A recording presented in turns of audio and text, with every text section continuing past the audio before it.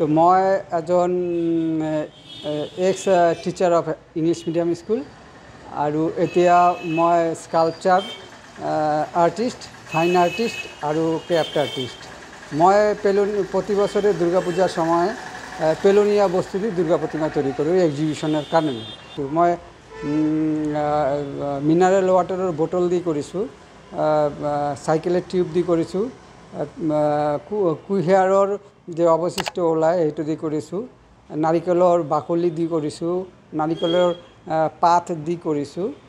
এইটো বোটলৰ হাফৰ লাগিছে মোৰ 8,000 আৰু ইয়াত সময় লাগিছে 9 মাহ চলি আছে, কাম কৰি আছোঁ।